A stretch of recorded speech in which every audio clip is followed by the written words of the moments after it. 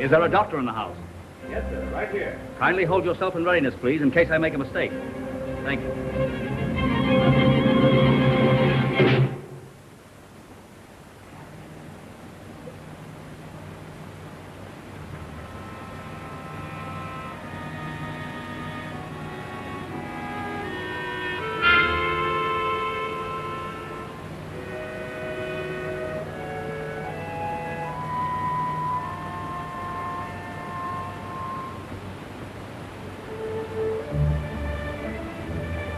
Don't be alarmed, anyone. Don't leave your seats, and don't lose your heads. We're doing all that up here. Sonia, I warned you about losing your head.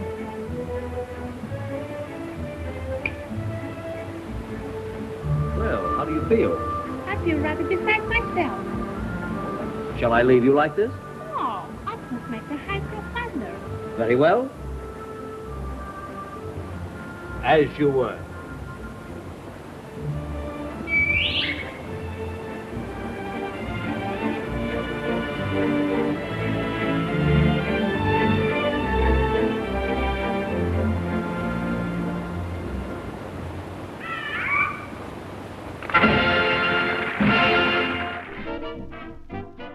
Welcome to my channel, Old Times is Not Forgotten, where I read old newspapers to you and maybe learn something that you never knew before.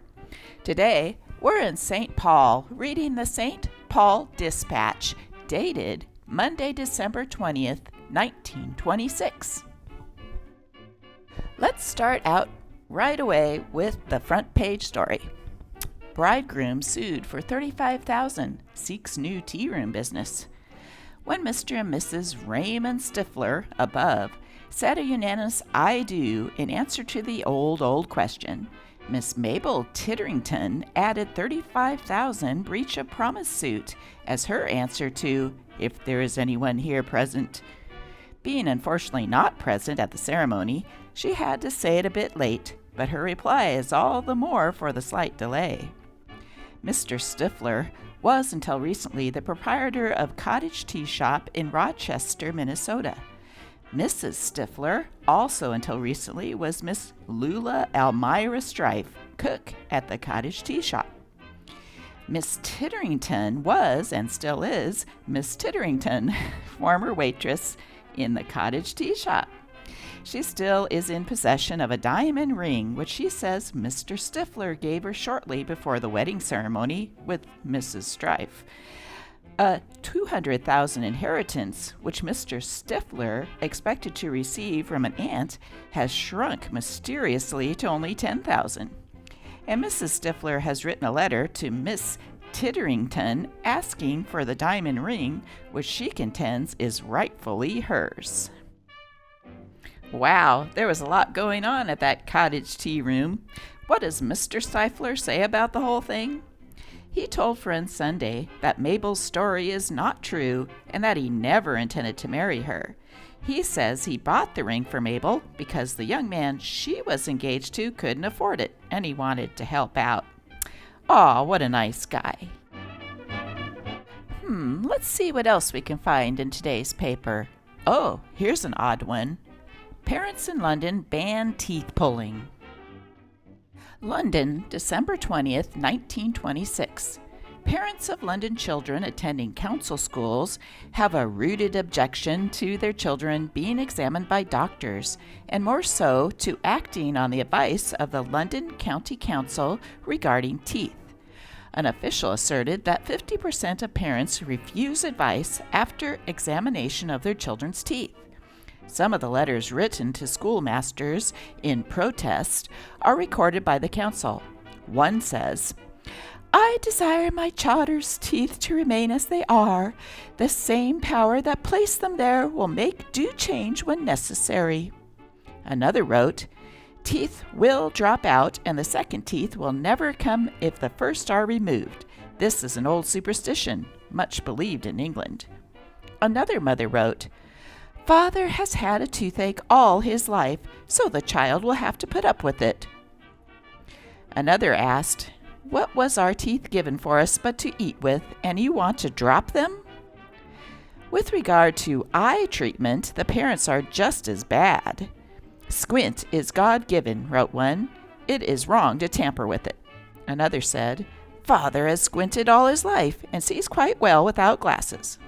Another asserted, "Dad has been living all his life with only one eye."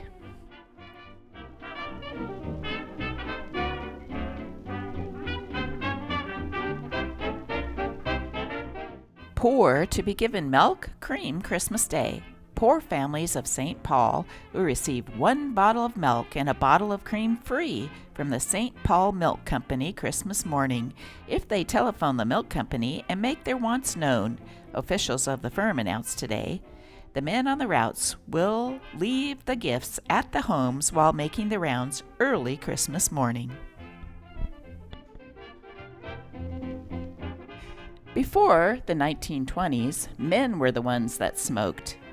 Now the women can smoke too. Here's what a German woman thought about this new habit. "Most women do not enjoy smoking for just the same reasons as men do," she writes. "They like it, for one thing, because it gives them another medium for displaying their graces."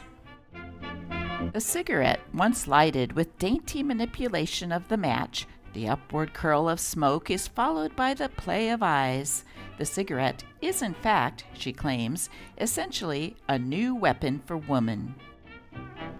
In 1926, St. Paul had its share of gangsters. Listen to this one. Victim protects gunman.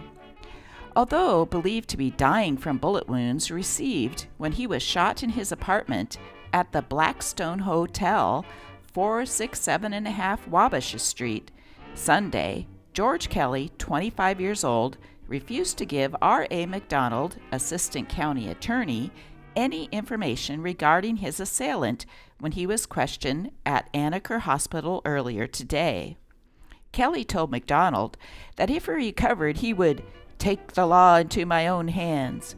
Kelly knows the identity of his assailant, but he refuses to tell. Police are working on clues that may result in another arrest in the case.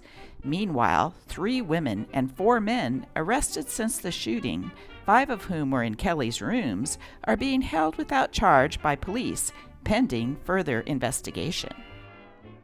In these old newspapers, there was always a woman section who had tips for housewives, usually about fashion or recipes, or how to keep things clean. Here's one. Housekeepers are being advised to hang a mirror on the wall, where the housewife occasionally may see herself as she stands or sits at her work. It is believed if she will do this, she will be more careful of her posture, and if so, she will save her strength to a great extent. It seems questionable advice, this mirror business, but we pass it on. Here's one under the some things never change category. Don't all mothers think that their baby is the most beautiful? Near riot at baby show, Detroit, December 19, 1926. Police reserves were called out tonight to clear a hall of indignant mothers following the awarding of prizes at a baby show. There were 500 babies entered in the contest and only 15 prizes awarded.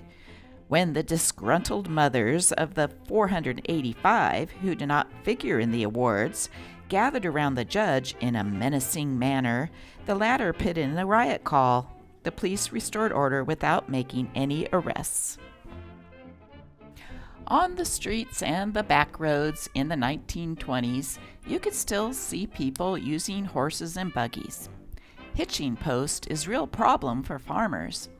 Things have come to a pretty pass in Minnesota when a man no longer can find a place to hitch his hoss. Such is the case in scores of Minnesota farming towns today. Unprecedented snowfall in Minnesota blocked highways and prevented farmers from using their automobiles. As a result, Saturday found farmers doing their shopping with horses and sleighs for the first time in years. Bobsleds appeared in great numbers. Then came the problem: no hitching posts. It isn't reported how they solved it. Let's check out the want ads page. Miscellaneous, articles for sale, Christmas trees, wholesale, 20 cents and up. Come and get 'em. Wow, only 20 cents. What a deal. Radios were popular gift. Extra low price for quick sale. New 3-tube set complete, only $29. New 4-tube set complete with radio table, only $42.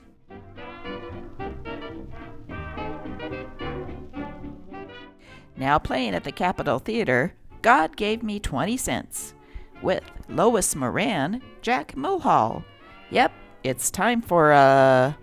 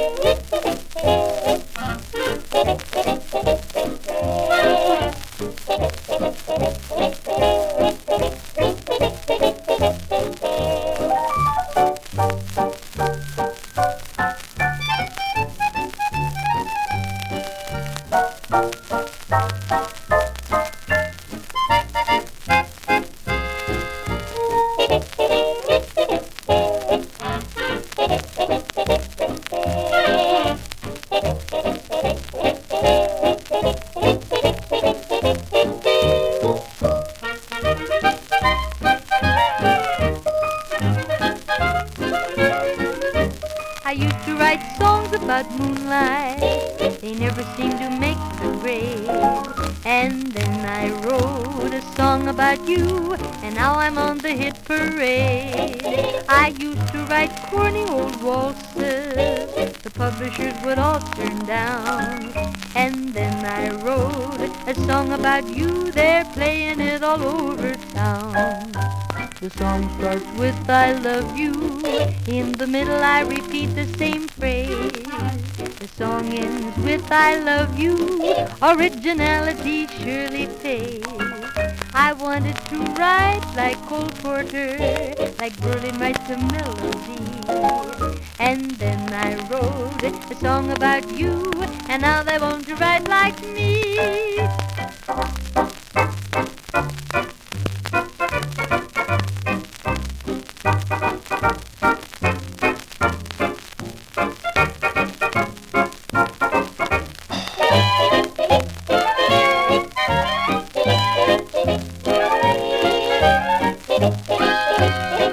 This is from Adelaide Bailey. One night when I was walking, I heard a group of fairies talking. They were sitting in a tree, and that was all that I could see. Another fairy poem was submitted by Phyllis Shanky. One night when I was tucked in bed, I saw some fairies on a sled. One fell off and began to run, and they were all having lots of fun. And finally, Edith Genshin also wrote a fairy poem. One night, when the moon was low, the fairies went out for a ride. They went skipping fast across the snow to a better place to slide.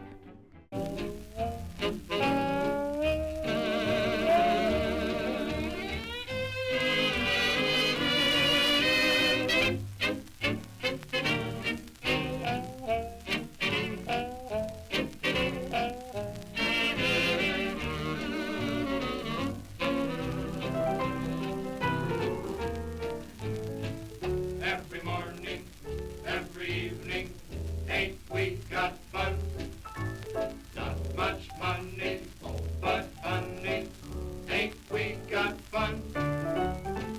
The rent's unpaid, dear, we haven't a fuss, but smiles were made, dear, for people like us.